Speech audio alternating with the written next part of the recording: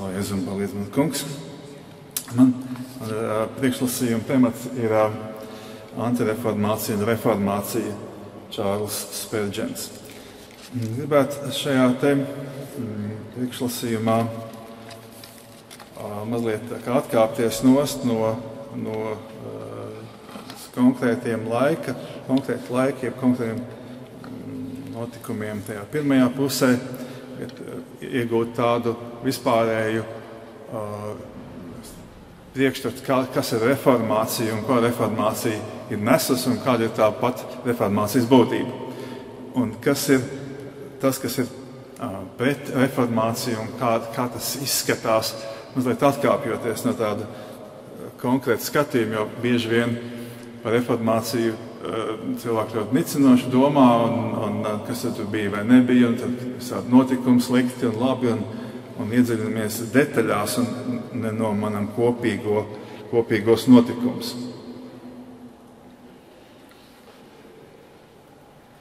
Varbūt sākumā divi vārds, ko saka. 1. Pētera vēstule saka tā: jūs, kas esat atzimuši ne no iznīcīgas sēklas, bet no neiznīcīgas dzīvo mūžīgi paliekamo Dieva vārdu. Mazliet tālāk, tā kunga vārds paliek mūžīgi, bet šis vārds ir tas evaņģēlijs, kas jūsu starpā ir pasludināts. Tātad Dieva vārds. Un Dieva vārds bija tāda centrālā lieta reformācijas jautājumā. Un reformācija pati bija tas, kas sākās 1517. gadā ar Lutera tiem postulātiem, 95 tēzēm, bija tā kā starta šāviens. Bet pirms tam arī bija vēl, man liekas, pats, kā es to ieraugu no savu viedokļu, viss tāds tīrākais reformātors Džons Viklifs. Un viņš rakstīja tā: Svētie raksti ir katra ticīgā augstākā autoritāte, ticības standarts un reformu pamats. Tad arī kā mēs esam daudzkārt dzirdējuši, šis ir reformācijas pamats, ir Dieva vārds. Tad atgriešanās atpakaļ, reformācija pie sākotnējās draudzes, pie Dieva vārda, kas bija caur gadsimtiem aizmirsts. Pat reformācija nebija plānots pasākums no kāda cilvēka. Luters to nebija izplānojis, ne Kalvins to bija izplānojis, bet viņi vienkārši notika. Viņi notika ar lielu spēku, un tur mēs varam redzēt to, ka tas ir Dieva darbs, kas ir noticis. Tas ir Dievs pats, kurš savāc savus avus atpakaļ pie sevis, un viņiem dāvināja atkal no jauna, jeb dāvināja lielā mērā pilnībā, kas nav bijis tautām visām pieejams Dieva vārds. Tad reformācijas galvenā lieta bija tas, ka viņi ieguva tautas un draudzes, ieguva Dieva vārdu pieejamu visiem cilvēkiem. Un šis Dieva vārds tad arī maina tālāk cilvēks. Viņi var atgriezties un saprast un domāt un meklēt un iet uz priekšu. Ir šis te lielais notikums, kas notiek reformācijā, atgriešanās pie Dieva, caur Dievu vārdu. Caur Dievu vārdu mēs atzimstam no augšienes, caur Dievu vārdu mēs iegūstam ticību grēku piedošanai un uz Jēzu Kristu un Dieva žēlastībai. Un Dievs lietoja savus darba rīkus. Cilvēks, kas viņam bija pilnīgi uzticami. Bija Luters vai Kalvins vai Džons Knoks, ir daudz citi. Protams, viens vai otrs, viņi bija savādāk, mazliet domāja savādāk, bet viņu visu pamats bija, viņu reformu pamats bija Dieva vārds, svētie raksti, Bībele. Un tas bija tas, kas mums šodien ir. Mēs visi dzīvojam tajā mantojumā. Un ja mēs būtu bijuši pirms tam, tad mums nebūtu šis mantojums. Vienkārši nebūtu. Dieva vārds pirms tam bija aizliegts un par to pat sodīja nāvu pat tad, kad kāds bija lasījis kaut ko slepenībā, ja iemācījies kādu gabaliņu no galvas, viņš var nonākt cietumā un inkvizīcijā. Lūk, tas bija tas lielais notikums, pats svarīgākais. Atjaunošanās pie Dieva vārda.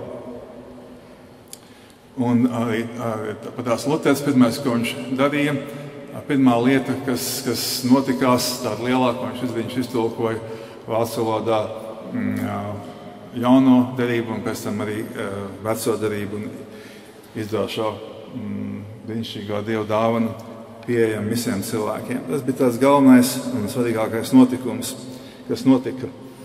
Un cilvēki, ieraugot Dieva patiesību, kāda viņi ir, saprotot, kāda Dieva griba no Dieva vārda, mācoties to, sāk atbrīvoties no visām pārējām lietām, kas ir nepareizas, bet tāpat tās tie valdnieki, kas to darīja, un valstis, un notika liela reformācija, tātad liela pārveidošanās un liels satricinājums. Un, protams, tam bija liela arī pretestība. Ja. Un šī pretestība, protams, nāca no Romas baznīcas, kas pārvaldīja visu Rietumu Eiropu, faktiski visu Eiropu, un vēl tālāk savu visu to kārtību un struktūru, un viņas teoloģiju, un tas viss pēkšņi tika apšaubīts, pēkšņi tika atmests nost, arī šeit Rīgā tas notika, arī šajās telpās notika pārunas par šo tematu, un tika atmestas nost lietas, kas bija uzslāņojušās, kas ir nepareizas augdievības, kas ir ķecerības pret Dievu vārdu. Lūk, un tad bija tāda liela vēlēšanās kaut kā valdniekiem to visu sakārtot un salikt kopā. Bet tas tomēr nenotika. Un tad no vienas puses tā ir reformācija, kas atgriež cilvēks pie Dieva vārda un Dieva vārdu noliek centrā kā Dieva gribas izpausme, kā Dieva paša dotu vārdu, neapšaubāmu Dieva vārdu. Tas ir tas, par ko runā arī galvenie visi reformātoriem, kas to nesa un arī tie, kas tam sekoja. Bet tā vēlme atgriezties pie iepriekšējās kārtības bija ļoti spēcīga un iesākās kontrreformācija. Šajā laikā, sākotnējā laikā bija tāda cerība, kad Romas baznīca respektēs tos jaunās atklājumus, kāds ir Dieva vārds, kāds viņš ir bijis no sākuma, ka viņš ir bijis tur noslēpts kaut kur un nav atklāts, bet nekas tās nenotika. Roma tad neiesaistījās nekādos diskusijās, nec kompromisos par teoloģijas vai arī baznīcas pārvaldes jautājumiem. Viņi gāja kompromisā par īpašumu pārdales jautājumiem, ja, kad viņi pārvaldīja lielā mērā visas finansiālās plūsmas, ja viņiem bija daļa pie tā, ja, un viņi daļēji atteicās pēc reformācijas laikā, lai iegūtu kaut kādu aristokrātu līdz tādu atbalstu. Un Tridentes koncils notika no 1543.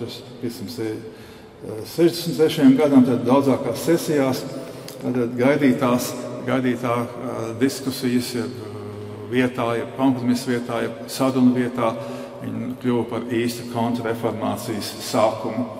Un viena no tiem, kas arī bija galvenie kontrreformātori, bija jezuītu ordenis un Loyola pats, kas viņu dibināja. Viņa mērķis bija atgriezt tautas atpakaļ un baznīcas pie pāvesta, zem pāvesta pāraudzības. Un visiem veidiem, kā viņi to darīja, dibināja daudz augstskolas, sagatavoja kontrreformācijas sludinātājus un kareivus un iefiltrējās dažādās aristokrātijas aprindās un valstu galmos, tā skaitā arī Anglijas un citos, kas bija reformētas vairāk vai mazāk. Lūk, tad šīs Tridentes koncili, tad viņi kļuva arī viena no galvenajiem tiem kontrreformācijas vadītājiem. Tiesākās Romas inkvizīcija, ir jauna spēka un valdības un valdnieki mēģināja apkarot visu šo te jauno sēri, kas bija uznākusi, kari un asins liecības, liecinieki desmitiem un simtiem tūkstoši, un kā rezultātā miljoniem to, kas pastāvēja, kad svētie raksti ir Dieva vārds, pēc kur mums jāveido savu dzīve, kas ir likums, kas ir visa pamatlikums. Tā bija tāda skaidra cīņa, tad kontrreformācija, ja, un tur cīņa pret reformācijas darbiniekiem un tautām un tautībām. Šeit neviens līdzeklis nebija par zemu, lai iegūtu aizsniegt šo augsto mērķi atgriezt atpakaļ tautas. Un, protams, tas galvenais, pret ko arī tas bija vērsts, arī tāpat tās bija svētie raksti tajās zonās, kas bija pakļauts Romai. Tā apkarošana turpinājās, piemēram, Moldāvijā, Bohēmijā, kas nonāca Romas pakļautībā ļoti lielā mērā. Pēc tās kara rezultātā, 30 gadu kara rezultātā, viena no lielajām lietām, ko viņi darīja, cīnījās pret svēto rakstu izplatību. Tas bija inkvizīcija un tam līdzīgas lietas notika lielā spēkā. Tas bija diezgan skaidri. Tur bija frontes līnija. Vienā pusē ir uzbrukums, un vienā pusē ir aizstāvēšanās, vienā pusē ir par to, kad svētie raksti un jāatgriežās pie sākotnējās baznīcas kārtības, pie sākotnējās Kristus draudzes. Un otrā pusē ir tie, kas grib saglabāt to struktūru un atjaunot to visu Romas impērijas rīcību. Tas bija kontrreformācija. Pēc tam sākās viens interesants posms, ko es gribēju šajā reportāžā tieši pieminēt, ko es liktu priekšā lietot tādu nosaukumu kā antireformācija. Tāda jēgpilnā nozīmē, viņš diezgan maz lietots ir antireformācija. Tātad, kas paskaidrotu to notikumu, kas notika pēc tam. Tad viens ir tā kā skaidrs karš, bet pēc tam sākās mazliet savādāki notikumi. Ja? Savādāki notikumi. Un šie notikumi nesa pilnīgi kaut kādu citu saturu. Un 17. 18. gadsimtā tika ieviests, kāpēc saka ieviests, tāpēc, ka viņš izstrādās diezgan plānveidīgi veidots humānisms un materiālisms dažādos veidos, filozofi, cilvēki, kur cilvēka gudrība un zinātne, ko cilvēks ar savu gudrību var panākt, nokļuva lēnām Dieva vietā, kur Dieva vārds, viņa izcelsme sāk apšaubīt, vai tas tiešām būtu Dieva vārds, vai tiešām tas nāk no pirmiem gadsimtiem, un kas to vispār ir sacerējis, un tādas lietas sākās jau pamazām veidojās. Un tālāk sekoja tāda, arī izskatās, ka organizēta tāda aicinājums, ir tāda propaganda būt brīviem, cilvēkiem būt brīviem no Dieva, faktiski, no Dieva tiem visiem veciem likumiem, ko mēs dzirdējām mazliet priekšējā referātā, diezgan to konfrontāciju var labi just, ja tas tā kā nav pret, bet viņi iet tā kā garām. Ja? Un, visas tās darbības lēnām noveda pie tādas brīvdomības, Dieva likuma ignorēšanas, Dieva vārda autoritātes samazināšanas vai pilnībā noraidīšanas, kā arī Dieva vārdu paša, svēto rakstu paša nicināšana. Ja? Un tas bija tāds liels process, kas noved pie valstiskiem notikumiem, kad viss tā tauts tika raudzēts tajā virzienā, manuprāt, apzināti. Tad sākās lielāks notikums. Viena no pirmajiem notikumiem bija Amerikas revolūcija. Tātad 750. gadi, apmēram sākās Amerikas revolūcija. Tur skaidri redzam tie cilvēki, kas viņu veidoja uz arī tādiem sociālismiem, bezdievības principiem. Faktiski mums liekas, ka, tā kā mēs saprotam šodien, ka Amerika ir kristīga zeme, vēl kristīgāk nekā citas varbūt tās šajā laikā, un arī mums tādu sapratni, ka vēsture tāda bija, bet faktiski sākums bija bezdievīga revolūcija, kas pārauga neatkarības cīņās, bet viņi tomēr nenokļuva līdz tādai sociālistiskai valstī, ja komunistiskai valstī, kas vēlāk notika ar Franciju. Un es pēc tam pieminēšu iemeslu, kāpēc tas varētu būt bijis viens no iemesliem. Lūk, bet Francijā 1790. gados sākās Franču revolūcija, kas bija viena no asiņainākām revolūcijām pasaules vēsturē. Esam pieraduši domāt, ka Krievijas revolūcija, bolševiki bija asiņainākā, kurš to izsvērts, kur bija vai nebija asiņainākā, bet Francijas revolūcija tiešām bija diezgan briesmīga, brutāla un tikpat nežēlīga, kā tas bija, kā mēs to zinām par bolševiku revolūciju Krievijā. Un tur tika iznīcināts visas iespējamās vērtības, kādas iepriekš bija, jeb valsts pārvaldības, jeb kārtība, jeb morāli, vai kas tie būtu par principiem. Viss tas tika pilnībā noraidīts. Ja? Ieskaitot par to, ka bija jauns kalendārs ar savādākiem gadiem, savādākiem mēnešiem, nosaukumiem, un nedēļā bija 10 dienas, un pulkstenis bija 20 stundas, man liekas, kaut kas tāds, neatceros, cik tas bija precīzi. Cits pulkstenis vispār, ja? Un pilnīgi liekas mums kaut kāds absurds. Un nogalināšana bija norma. Tātad nogalināt kaut ko ir norma, tad viņi nogalināja savus aristokrātus, savus mācītājus, savus priesterus, un beigās viens otru strīdoties savās savstarpējos strīdos. Un, protams, baznīcas piepildīja dažādas, arī tā skaitā sieviešu organizācijas, kuras uzkāpa uz kanceles un sāka runāt tādas patriotiskas, komunistiskas vārdas un tam līdzīgi. Ja? Dievnam tika iztīrīti tukši, un tas bija tiešām briesmīgs slepkavību laiks. Un kā loģisks rezultāts tam bija totalitārs režīms. Tas vienmēr arī tieši tāpat kā Krievijā, tas bija arī Francijā, kur sākumā tika iztaisīts haoss, un tad pie varas nāk cita struktūra, cita valdība, kura to haosu taisīja aizmugurē. Tieši tas pats notika arī līdzīgi Francijā. Tas modelis, kurā mēs varam redzēt, kas bija arī vēlāk Krievijā. Modelis ļoti līdzīgs. Un pie varas tad nāca Napoleons, un viņš tā kā atgriez atpakaļ, sataisīja kārtību, viņš bija priecīgi, bet viņš sāka eksportēt šo pašu jauno kārtību, jauno ideju, kas vairāk nebalstās Dievu vārdā, nebalstās ne lielākā, ne mazākā mērā. Tas ir pilnīgi kaut kā cita jauna struktūra. Viņi sāk eksportēt šos te struktūru. Paralēli tam notika arī Eiropā un visur pasaulē jaunas citas propaganda ienākšanas. Un viena no spēcīgākām bija marksisms, ir Kārla Marksa pārstāvētā lieta. Viņš pārstāvēja kaut ko.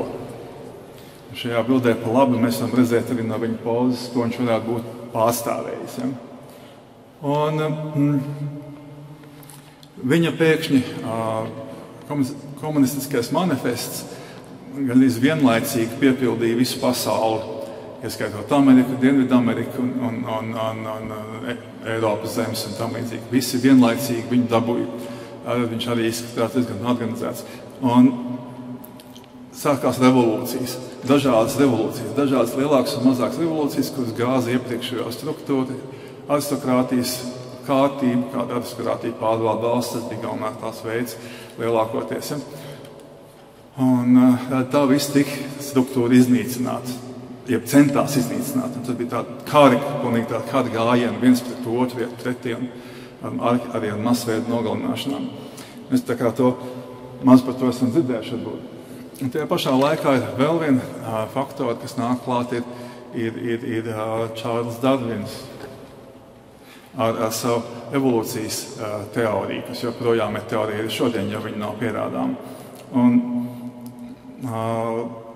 ar to, kas cenšas gāzt kristiešu dievu, tā kā pēdiņā sakot, no radītāja troņa. Tad radītājs arī vairs nav īsti radītājs, tāds īsti kaut kur nav, un tad dažādas deisma sistēmas un kultūras, kas veidojās, un tajā no tā lielā materiālisma, kurš saka, ka tikai tas, ko mēs varam redzēt, ir satāstīt ar īsts un pārējais ir apšaubāms, kas arī mūs ļoti iepotējies mūsu sirdīs iekšā un mūsu laikmetājiem.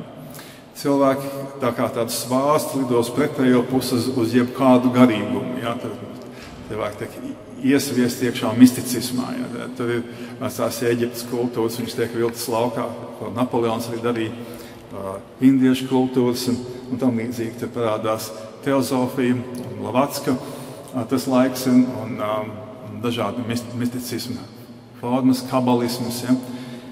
Visas šīs lietas, viņas tādā vienā frontē ved projām cilvēku no tā, ko reformācija atgrieza cilvēkiem. Dievu vārdu, kas ir svētie raksti kā Dieva paša runāts vārds. Un mēs varam skaidri nomanīt to, ka tas izskatās pēc vēršanās pret šo Dieva darbu pie cilvēkiem, pret Dieva atklāsmes nonākšanu pie cilvēkiem, pie tā, ka cilvēki varētu būt brīvi no šīs pasaules valdnieku varas, no grēka, no visām maģijas un maldu lietām un dzīvot Dievam, pretī mūžīgai dzīvībai un saņemt glābšanu, ja Jēzus Kristus asinīs. Domāju, ka šis vārds antireformācija, šis termins varētu labi noderēt. Mēs skatītos uz to, ka Jēzus saka, ka viltus praviešus var pazīt pēc viņu augļiem. Nevar pazīt no viņa izskata, bet pēc viņa augļiem. Kāds ir rezultāts? Ja rezultāts tam procesam, kas notiek vai baznīcā vai sludinātājām vai tam līdzīgi, ir, ka tas ved tuvāk pie Dieva vārda, jā, tad tas būtu reformācijas virzienā. Jā, ja tas ved projām, tad tā būtu antireformācija. Jā, vai tas, ko Dievs deva cilvēkam, tad tiek pieņemts no cilvēka vai noraidīts, ja, uz kuru pusi tas notikums iet. Un tas kā garīgs spēks un kā garīgs notikums. Un tur vēl arī jāpiemina tajā kontekstā ir tas, ka teoloģijas augstskolas un koledžas un tam līdzīgas tika piepildīts ar šo te jauno humānismu, ar to, ka patiesība nav skaidri zinām, ka Dieva vārds nav skaidri saprotams, vai tas ir Dieva vārds vai nav, no kurienes tā Bībele ir nākusi. Tas izstās vairāk pēc tāda reliģiska rakstu krājuma, nenoteikta autorība. Visi daudz zinātnieku un tam līdzīgi, un viņi piepildīja arī augstskolas un garīgas koledžas un tādā veidā sagatavoja nākošos teoloģijas darbiniekus, garīgos darbiniekus. Ja, viss šī draudzes sistēma tika ārkārtīgi saraudzēta. Tad, ja mēs šajā kontekstā skatītos, runāt arī par postreformāciju, par reformāciju, kas ir pēc reformācijas, jeb tiem cilvēkiem, un tiem notikumiem, kas atkal ved cilvēkus un cilvēks un draudzes atpakaļ pie Dieva vārda atziņas un arī vienlaicīgi pie sastapšanās ar Dievu. Mums nav Dieva vārds, kas ir pasludināts, mēs nevaram īsti saprast, kāds ir Dievs pats. Un viena no pirmajiem, viena no tiem, kas tā ļoti lielu iespēju, bija Džordžs Whitfields un Džons Veslijs, kas dzīvoja Anglijā 18. gadsimta otrā pusē. Viņu pamat sludināšana bija Dieva vārds. Un Dieva vārds kā Dieva vārds un visa pamata likums. Un viņa sludināšana bija tik ārkārtīgi efektīva un plaša, kad viņi pārņēma gan Angliju, lielā mērā arī Ameriku mazliet pirms šīs revolūcijas, jeb neatkarības kariem un diezgan daudz pēc. Un Amerikā pēc šīs sludināšanas bija ne tikai viņi, bet arī viņi sekotāji un daudz citi, kas tur bija. Tas noveda pie daudzām garīgām atmodām Amerikas Savienotās valstīs. Viņas nenokļuva līdzīgā situācijā, kā nokļuva Francija. Viņa kļuva lielā mērā pat kristīgu zemi. Šis bija tas augurs. Un arī Anglijā, kad galvenokārt Džons Veslijs darbojās, mazāk arī Džons Whitfields, šī revolūcija neienāca Anglijā vispār nemaz. Kaut gan tika eksportēta tikpat sparīgi kā visur citur, un tas bija eksportēšanas process, tā var nomanīt. Ja. Un tad vēl viens cilvēks, ko es gribēju pieminēt šodien vairāk, kas jau tika pieminēts, ir Čārlis Spērģens. 19. gadsimta Eiropa tika atkal pārpludināta ar visu šo sociālismu, komunismu, neticību Bībelē, tāpat tās augstskolas, garīgās augstskolas, koledžas un baznīcas pildītas ar visām šīm idejām. Bībele nav skaidri saprotama, parādās cilvēki, kas apšauba visos līmeņos svētos rakstus, ja, un meklē jaunus svētos rakstus, un viņus atrod tūkstneša klosteru miskastēs un Vatikāna pagrabos kaut kur nesaprotamās vietās tiek atrasti kaut kādi raksti, kas ir labāk nekā tos, kurus lietoja Kristus draudze iepriekšējos gadsimteņus un ko lietoja reformācija, tekstus, receptus, ko arī mēs šodien dzirdējām pieminam. Un tur bija arī tādi laika biedri, Spedženam, kā Blavatska, ko es pieminēju, un šie Vestkots un viņa kolēģis Hots, un pārējie daudzie bībeles kritiķi, kas Dievu vārdu noniecināja, ka tas nav Dieva vārds un nav tā saprotams, un mēs viņu varam pētīt, un paši viņi bija teozofijas pulciņu biedri, arī šis kungs Vestkots, un nodarbojas ar daudz ko citu. Viņi neticēja tam, ka svētie raksti ir Dieva dots. Tie bija tie tulkotāji. Bībeles, kur šodien arī mēs vēl sastopamies viņiem. Lūk, un Čārls Spedžens bija ļoti interesants cilvēks, un kur Dievs bija aicinājis instruments, ko Dievs atrada. Viņš nodeva sev pilnībā tam kungam pēc tādas ļoti tādas izmisīgas, ilgāku laiku, daudzāk mēnešu Dievu meklēšanas, ko viņš piedzima un uzauga kristīgā ģimenē un mācījās Dievu vārdu no pirmajiem saviem elpas vilcieniem, tā varētu to teikt. Un viņš jau 14 gadu vecumā pēc šīs atgriešanās sāk sludināt kaut uz ielām evaņģēliju. Un 16 gadu vecumā viņš jocīgā kārtā nokļuva sludinātāju, jocīgā, bet neparastā kārtā nokļuva par sludinātāju kādā mazā baptistu draudzē Anglijā.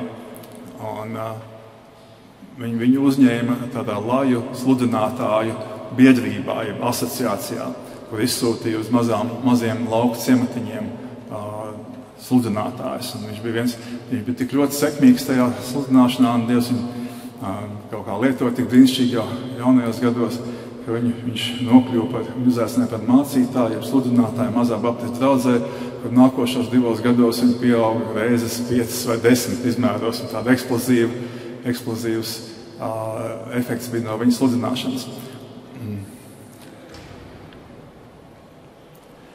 18 gadu vecumā viņu uzaicināja par Londonas lielākās baptistu draudzes sludinātāju, kas bija lielākā nevalstiskā draudze.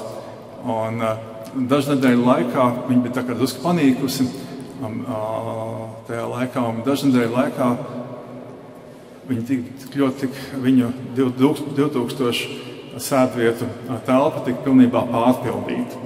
Tur vairāk nevarēja iet cilvēkus pār iekšā. Un pēc kāda laika bija tā, kad jau viņi īrēja lielākās Londonas publiskās zāles, lai sludinātu evaņģēliju. Un arī tās bija pārpildītas.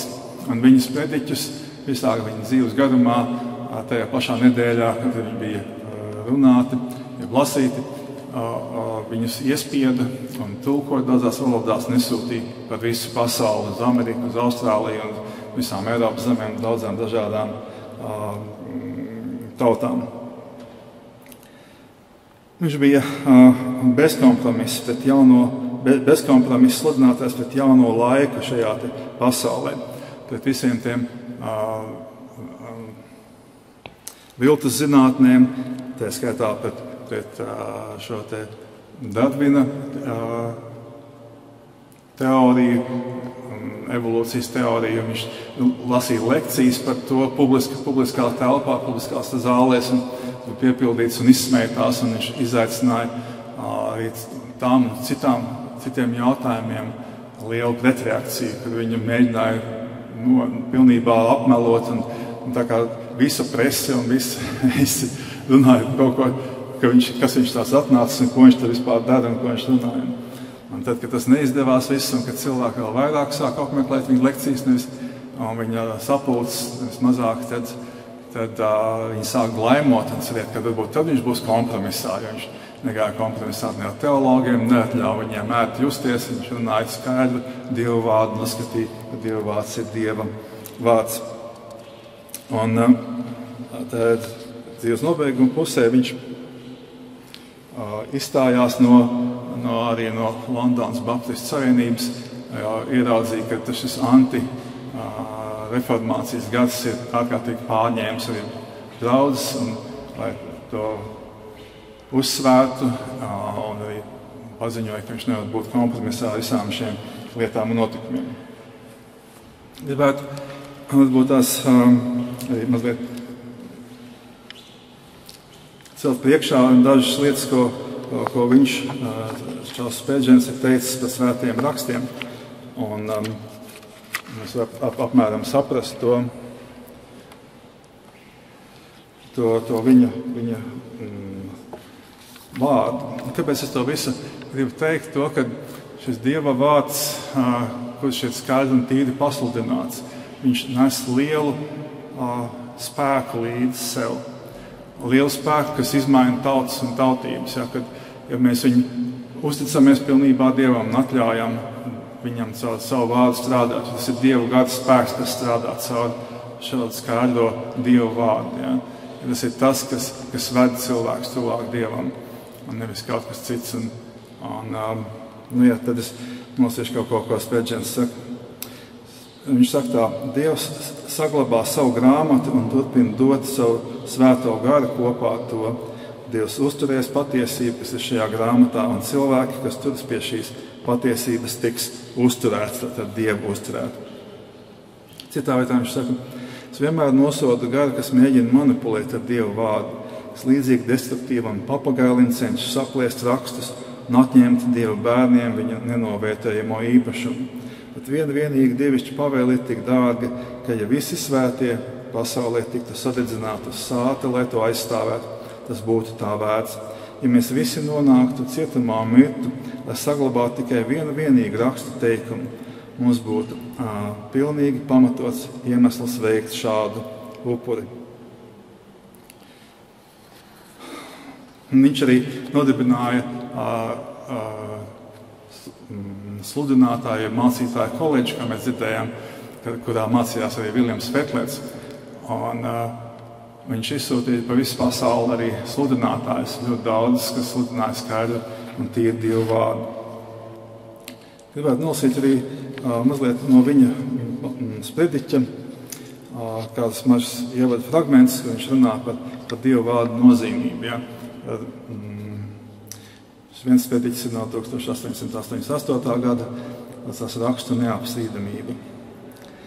Tur būs daži fragmenti. Visi svētie raksti, kas ir iedvesmoti no gara, ir izteikti ar Dieva muti. Lai kā šo svēto grāmatu šodien uztver, mūsu skolotājs un kungs Jēzus Kristu neuzskatīja par niecīgu, neuzskatīja par nevajadzīgu un neapšaubīja. Ir vērā ņemams tas, kā viņš godāja rakstīto vārdu. Dieva vārds bez mēra atradās uz viņa paša, un viņš varēja runāt Dieva atklāsmi no sirds. Tomēr viņš nepārtraukti citēja likumu, praviešus un psalmus. Viņš vienmēr izturējās pret svētiem rakstiem ar dziļu cieņu, kas ir spēcīgā kontrastā ar mūsdienu domāšanas necieņu.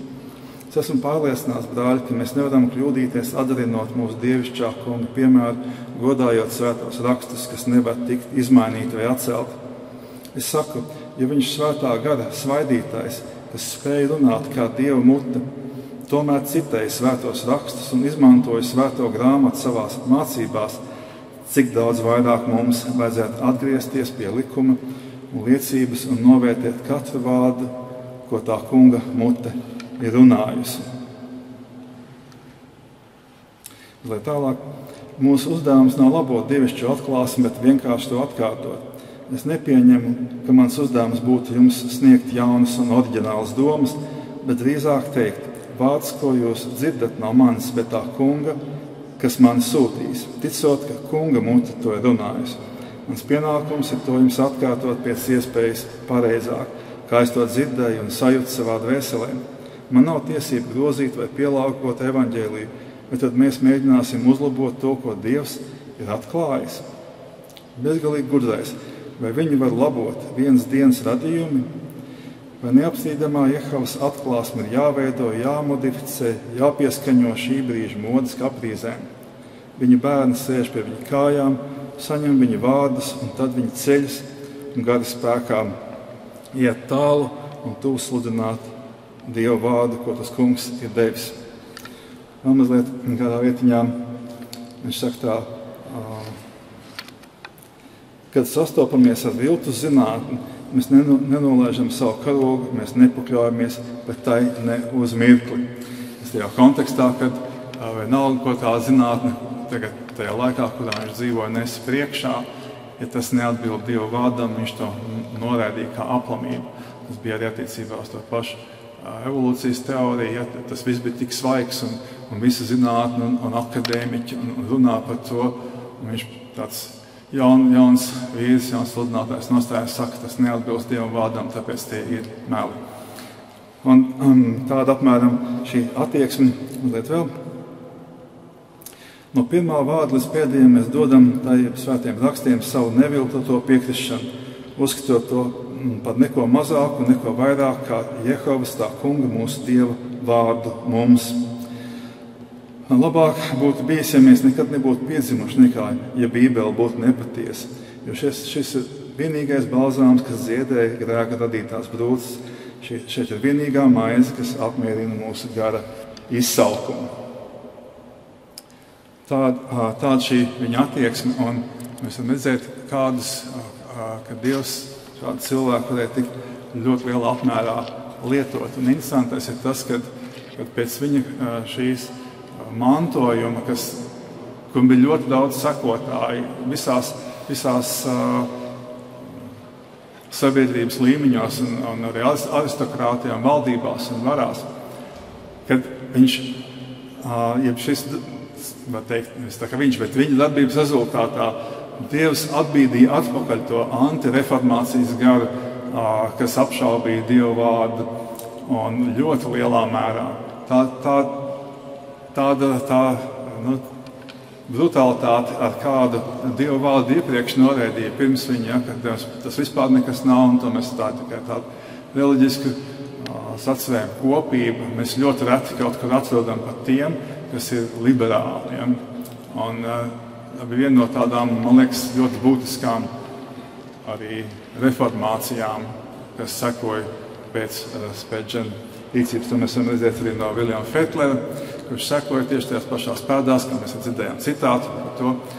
Un viņa Viljama Fetlera darbība bija ļoti līdzīga, viņš tieši tāpatās arī to atbalstīja. Nobeigumā gribētu pieminēt Ernesta Glika teikumu, kas par svētiem rakstiem rakstīja tā: raksti ir kā saule, kas apspīd tumsību, izstum sauli no pasaules, un tev nekas cits neatliks kā bieza tumsība un akls bezdibens. Šeit arī tās antireformācijas tā būtība. Ja. Mēs spētu ieraudzīt šo antireformāciju, cik viņi ļoti mēdz iespiesties mūsos, mūsu draudzēs vai skolās, vai valstīs un tam līdzīgi, vai propagandas līdzekļos. Ja. Gribētu tā nosaukt šos mēdījus lielākoties, tad mēs varbūt varētu labāk identificēt to ienaidnieku un viņa virzienu. Es domāju, ka arī mums šodien ir nepieciešama sava reformācija, kurā mēs nepieņemam šo antireformāciju. Jo tā antireformācija nav tā kāda pauze kaut kāda, bet tas ir veids, kādā cilvēks tiek atdalīts no Dieva, atdalot viņu no Dieva vārdu. Tas kungs mums palīdz būt drosmīgiem, bez kompromisa, godīgiem, bez lieklības, apliecināt Dieva vārdu. Visur, kad mums tas kungs sūta. Paldies!